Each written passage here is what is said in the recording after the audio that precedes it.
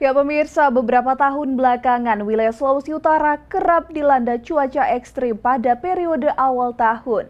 Berdasarkan data dari BMKG, puncak musim hujan akan terjadi di bulan Januari 2023 ini. Lalu bagaimana kira-kira analisa kondisi cuaca di wilayah Sulawesi Utara? Mari kita simak wawancara jurnalis Kawanwa TV Regina Mangkei bersama Ben Arthur Mole, Koordinator Bidang Observasi dan Informasi BMKG Stasiun Meteorologi Samratulangi Manado berikut.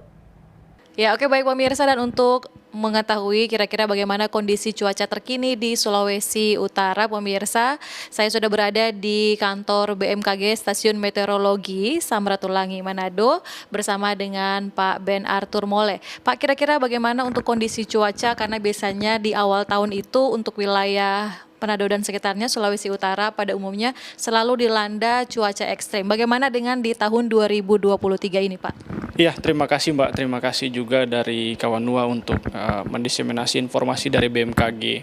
Kami dari BMKG memang seperti yang tadi disampaikan oleh Mbak bahwa pada bulan Januari ini memang kita harus tetap waspada karena perakiraan musim dari teman-teman kami di Stasiun Klimatologi Minahasa Utara bahwa pada bulan Januari ini kita ada pada puncak musim hujan. Memang pada awal-awal bulan Januari kita diperhadapkan dengan cuaca yang dominan bagus, tapi jangan kita terbuai. Kita harus tetap waspada karena dalam periode bulan Januari ini curah hujan biasanya lebih tinggi. Ya, menurut perakiraan kami dalam beberapa hari ke depan, Mbak, untuk wilayah Sulawesi Utara ini memang ada potensi cuaca ekstrim.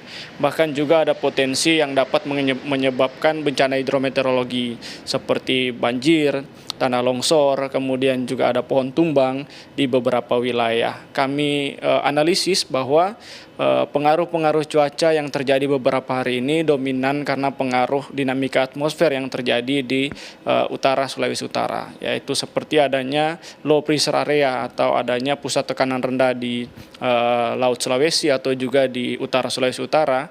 Ini yang mengakibatkan pergerakan angin atau streamline yang kami biasa sebut streamline itu lebih dominan mengakibatkan terjadinya adanya belokan angin atau juga konvergensi massa udara di wilayah Sulawesi Utara. Secara sederhananya ini akan memicu pertumbuhan awan lebih dominan, kemudian curah hujan akan semakin lebih tinggi.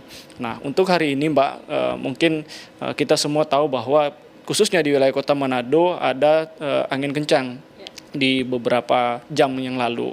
Ya, perlu kami sampaikan juga kepada masyarakat bahwa memang analisis kami bahwa di wilayah Kota Manado khususnya dari Laut Sulawesi itu pertumbuhan awan cumulonimbus atau awan dengan intensitas curah hujan yang tinggi bahkan juga dapat menyebabkan angin kencang itu dominan terjadi, signifikan terjadi. Ini yang menyebabkan adanya hempasan angin lebih signifikan ke daerah daratan yang mengakibatkan beberapa wilayah di Kota Manado itu terjadi pohon tumbang. Ada juga di beberapa wilayah yang mungkin ada pengaruh-pengaruh dari angin kencang tersebut.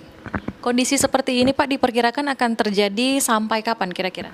Iya, kami perakirakan, Mbak, untuk besok hari, tanggal 7 Januari 2023 hingga 12 Januari, kami keluarkan press release potensi cuaca ekstrim yang dapat mengakibatkan bencana hidrometeorologi seperti banjir, tanah longsor, pohon tumbang, dan bencana hidrometeorologi lainnya yang dapat atau dominan terjadi, Mbak, di wilayah Kabupaten Kepulauan seperti Kabupaten Kepulauan Talaut, Kabupaten Kepulauan Sangihe, Kabupaten Kepulauan Sitaro, kemudian juga di sebagian wilayah Manado, kemudian ada di wilayah Minahasa Utara, Bolmong Selatan, kemudian di daerah-daerah Minahasa Selatan itu patut waspada karena potensi-potensi cuaca ekstrim seperti hujan dengan intensitas sedang hingga lebat disertai angin kencang itu dominan terjadi pada periodisasi tanggal tersebut.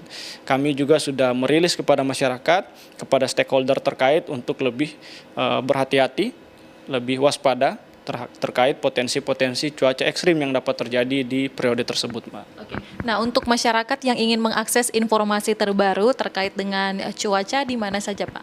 Iya, kami dari BMKG secara keseluruhan masyarakat dapat menginstal aplikasi Info BMKG, itu bisa install melalui Play Store.